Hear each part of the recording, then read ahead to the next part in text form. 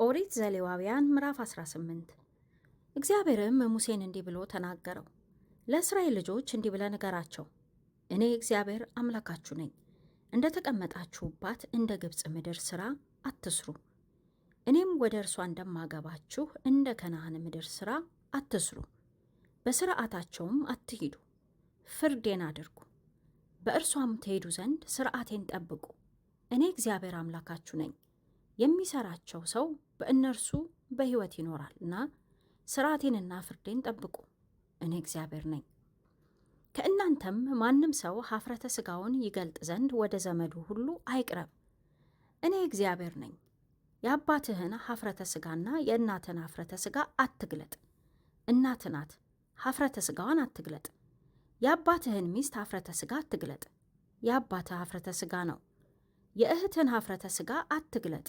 የአባት ልጅ ወይም የእናት ልጅ በቤት ወይም በውጪ የተወለደች ብትሆን ኀፍረተ ሥጋዋን አትግለጥ። የወንድ ልጅህን ሴት ልጅ ኀፍረተ ሥጋዋን ወይም የሴት ልጅህን ሴት ልጅ ኀፍረተ ሥጋ አትግለጥ፣ የአንተ ኀፍረተ ሥጋ ነውና። ከአባትህ የተወለደችውን የአባትህን ሚስት ልጅ ኀፍረተ ሥጋ አትግለጥ፣ እህት ናትና፣ ኀፍረተ ሥጋዋን አትግለጥ። የአባትህን እህት ኀፍረተ ሥጋ አትግለጥ፣ የአባትህ ዘመድ ናት።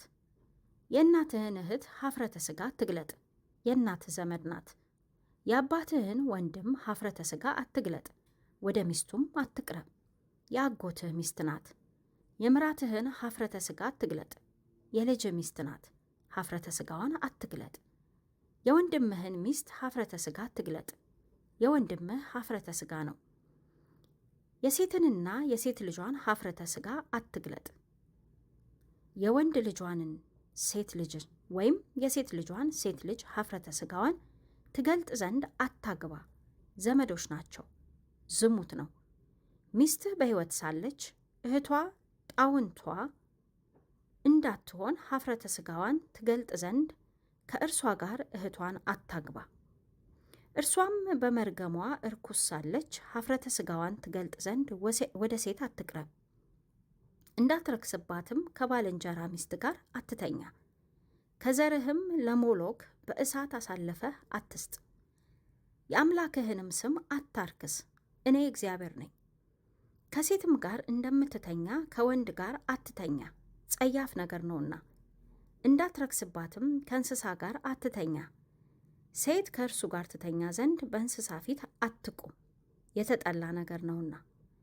በእነዚህ ሁሉ ከፊታችሁ የማሳድዳቸው አሕዛብ ረክሰዋልና በእነዚህ ነገሮች ሁሉ አትርከሱ። ምድሪቱም ረከሰች፣ ስለዚህ ኃጢአቷን በእርሷ ላይ እመልሳለሁ። ምድሪቱም የሚኖሩባትን ሰዎች ትተፋለች።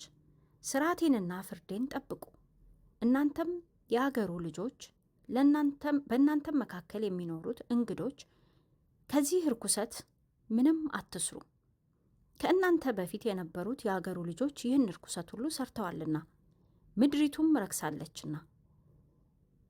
ባረከስኳት ጊዜ ምድሪቱ ከእናንተ በፊት የነበረውን ሕዝብ እንደተፋች እናንተን እንዳትተፋችሁ ከዚህ ርኩሰት ሁሉ ማናቸውንም የሚያደርግ ያ ሰው ከአሕዛብ መካከል ተለይቶ ይጠፋልና።